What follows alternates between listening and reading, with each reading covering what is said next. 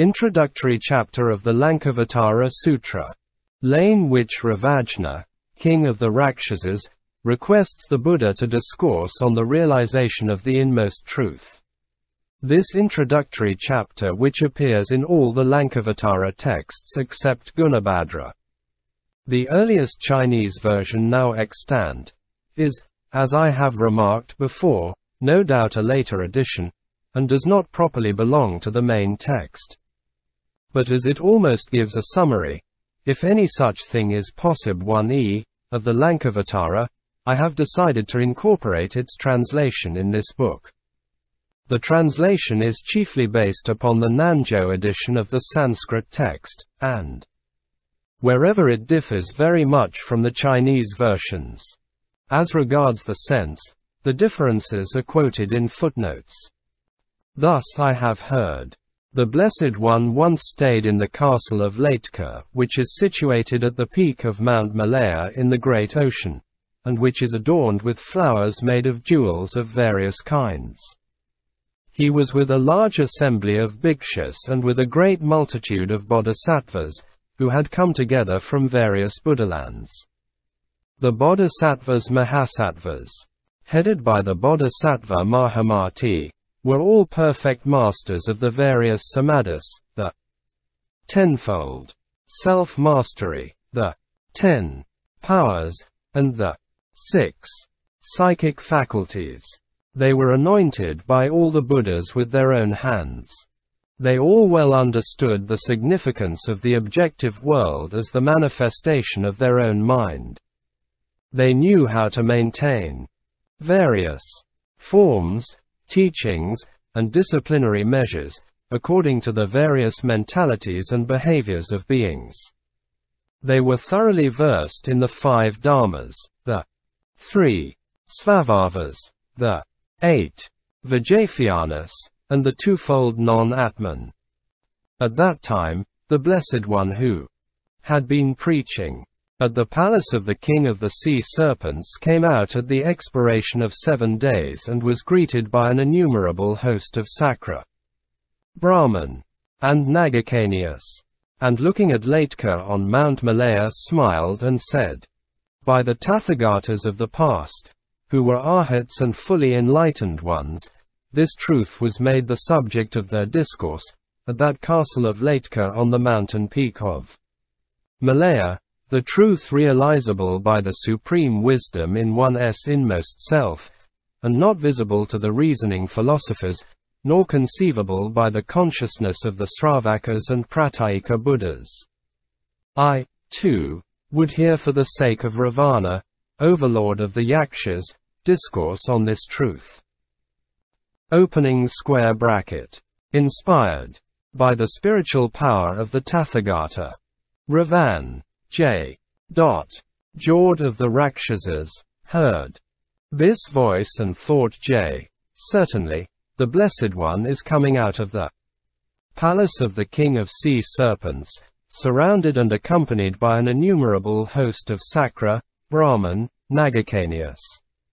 Looking at the waves of the ocean and contemplating the mental agitations going on in those assembled, he thinks of the ocean of the Alaya Vijvana, where the Vijfianas revolve like the waves, stirred by the wind of objectivity. Then standing there, Ravana uttered an utterance. "I will go and request of the Blessed One to enter into Lanka, which for this long night would probably profit, do good, and gladden the gods as well as human beings." Single quote.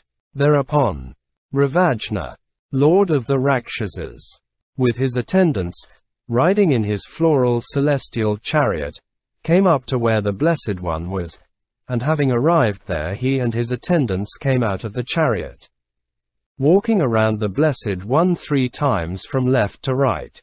They played on a musical instrument, beating it with a stick of blue Indra, and hanging the lute at one side, which was inlaid with the choicest lapis lazuli and supported by a band of priceless cloth, yellowish-white like Priyamagu.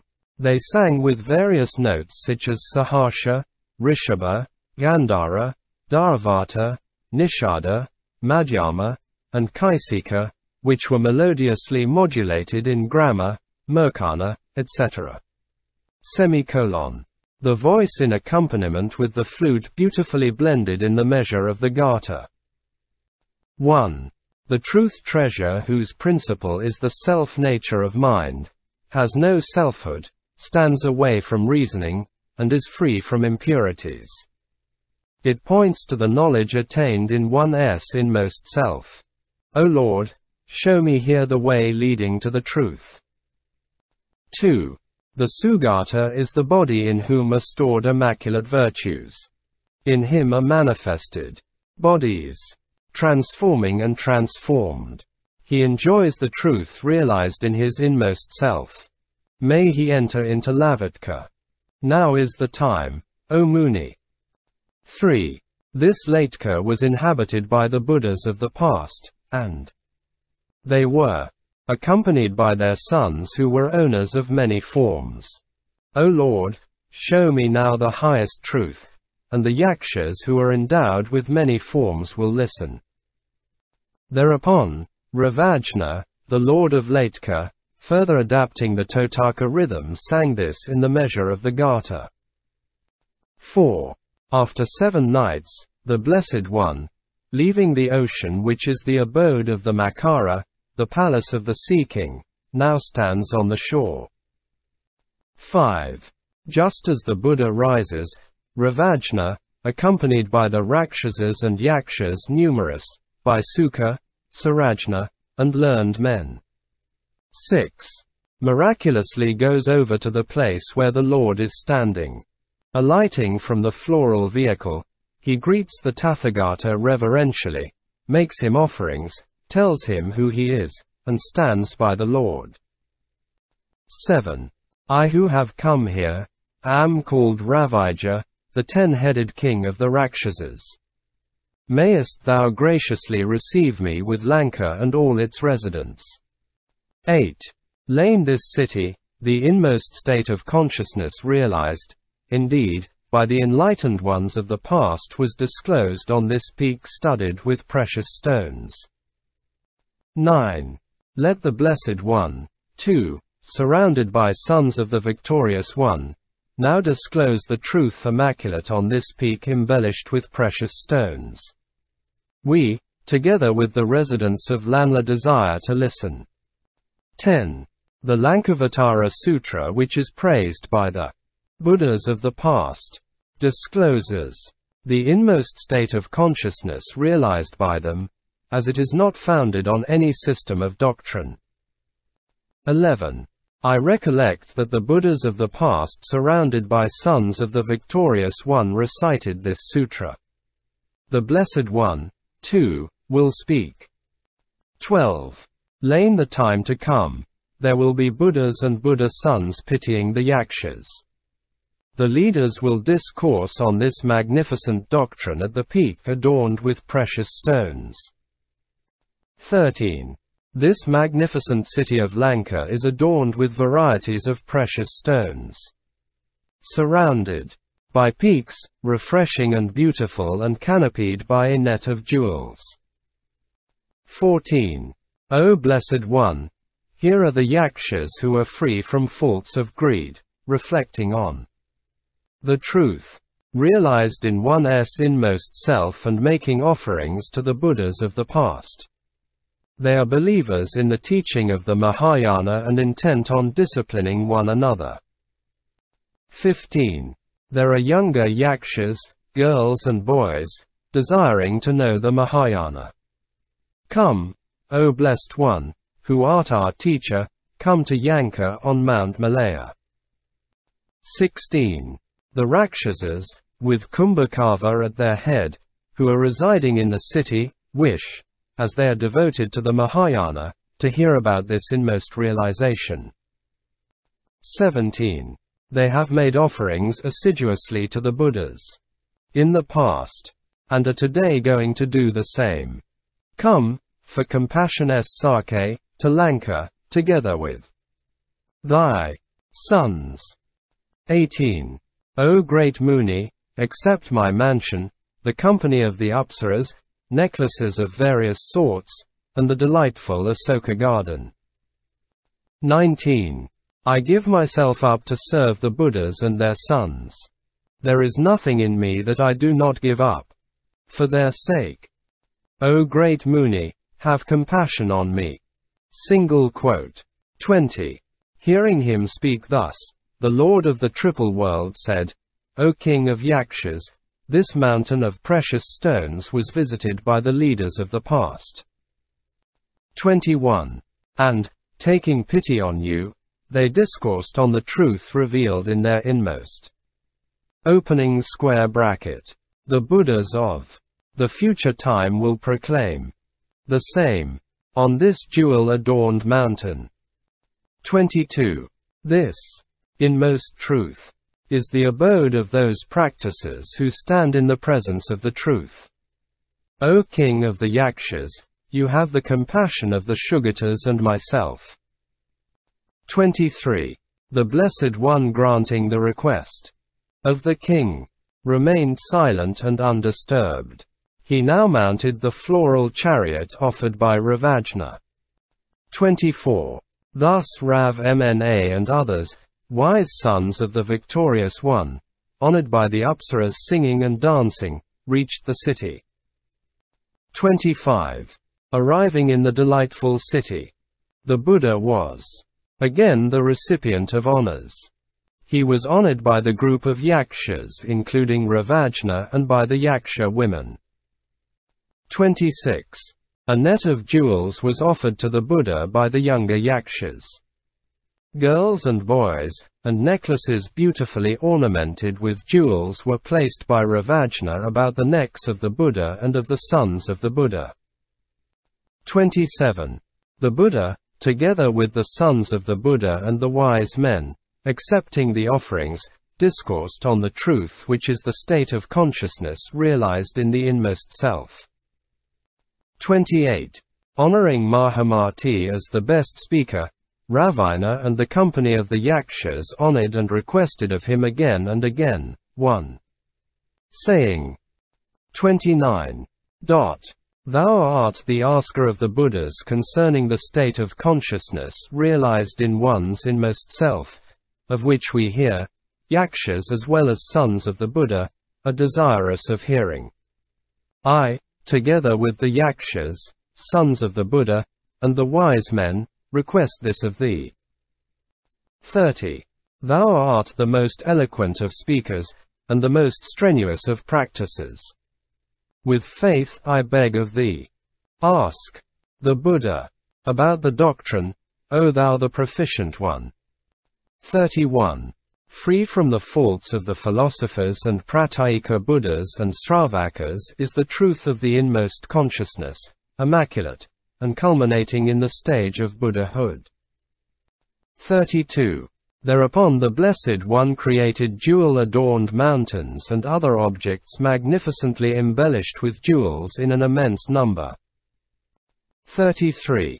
On the summit of each mountain the Buddha himself was visible, and Ravalna the Yaksha also was found standing there. 34.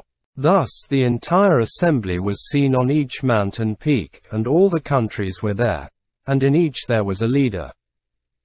35. Here also was the king of the Rakshasas and the residents of Lanka, and the Lanka created by the Buddha rivaling the real one. 36.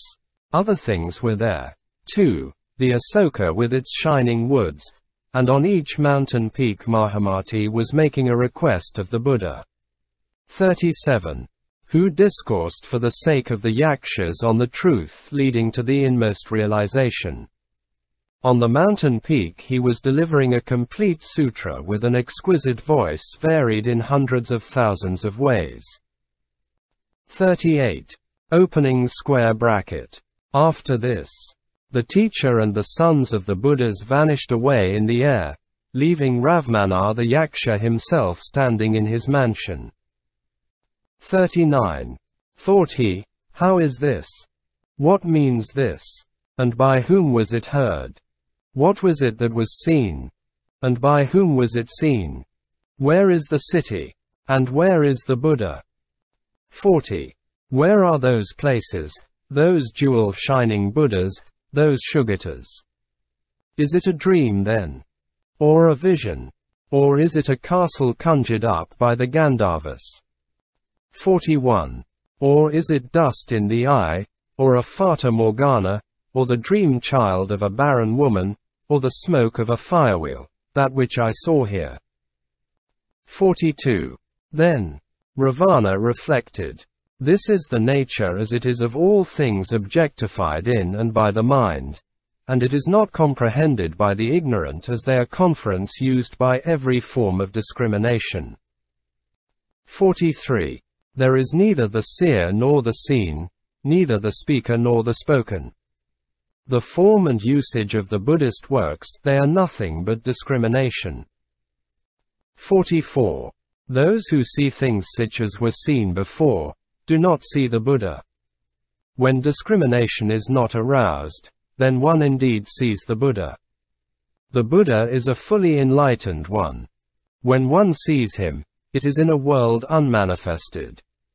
The Lord of Lanka was then immediately awakened, feeling a revulsion in his mind and realizing that the world was nothing but his own mind. He got settled in the realm of non-discrimination, was inspired by a stock of his past good deeds, acquired the cleverness of understanding all the texts, obtained the faculty of seeing into things as they were, was no more dependent upon others, observed things excellently with his own wisdom, gained the insight that was not of discursive reasoning, was no more dependent upon others, became himself a great practicer of discipline, was able to manifest himself in all excellent forms, got thoroughly acquainted with all the skillful means, had the knowledge of the characteristic aspects of every stage whereby to surmount it skillfully, was delighted to look into the self-nature of Chitta,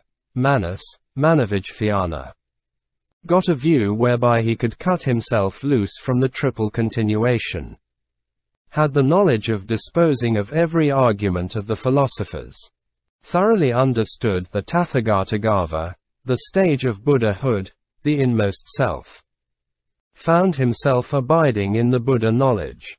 Opening square bracket. When suddenly, a voice was heard from the sky, saying, it is to be known by oneself. Single quote. Well done, O Lord of Laitka. Well done, indeed, O Lord of Lanka, for once more. The practicer is to discipline himself as thou doest. The Tathagatas and all things are to be viewed as they are viewed by thee.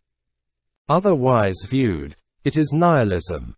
All things are to be comprehended by transcending the Chitta, Manas, and Vijfianas as is done by thee. Thou should look inwardly and not get attached to the letters and a superficial view of things. Thou should not fall into the attainments, conceptions, experiences, views, and samadhis of the Sravakas, Pratyeka Buddhas, and philosophers. Thou shouldst not have any liking for small talk and witticism.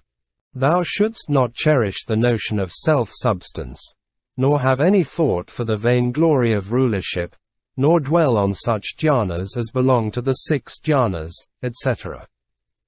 O Lord of Laitka, this is what is realized by the great practices who can thus destroy the discourses advanced by others, crush mischievous views into pieces, properly keep themselves away from ego-centered notions, cause a revulsion in the depths of the mind fittingly by means of an exquisite knowledge. They are Buddha's sons who walk in the way of the Mahayana. And in order to enter upon the Tathagata stage of self-realization, the discipline is to be pursued by thee. O Lord of Lanka, conducting thyself in this way, be thou further purified in the way thou hast attained. By disciplining thyself well in Samadhi and Samapatti, follow not the state realized and enjoyed by the Sravakas, Pratyeka Buddhas, and philosophers, as it is due to the imagination of those who discipline themselves according to the practices of the puerile philosophers. They cling to the visible forms created by their egotistical ideas. They maintain such notions as element, quality, and substance. They cling tenaciously to views originating from ignorance. They get confused by cherishing the idea of birth, where prevails emptiness. They cling to discrimination as real. They fall into the way of thinking where obtains the dualism of qualifying and qualified. O Lord of Laitka, this is what leads to various excellent attainments. This is what makes one aware of the inmost attainment. This is the Mahayana realization. He will accomplish and acquire a superior state of existence. O Lord of Lanka, by entering upon the Mahayana discipline, the veils of ignorance are destroyed and one turns away from the manifold waves of mentation and falls not into the refuge and practice of the philosophers. O Lord of Lanka, the philosophers' practice starts from their own egotistic attachments. Their ugly practice arises from their adhering to the dualistic views concerning the self-nature of the Vijfana. Well done, O Lord of Lanka. Reflect on the signification of this as you did when seeing the Tathagata before. For this, indeed, is seeing the Tathagata. At that time it occurred to Rava Jna. I wish to see the Blessed One again, who has all the disciplinary practices. At his command, who has turned away from the practices of the philosophers, who is born of the state of realization in the inmost consciousness, and who is beyond the dualism of the transformed and the transforming. He is the knowledge realized by the practices.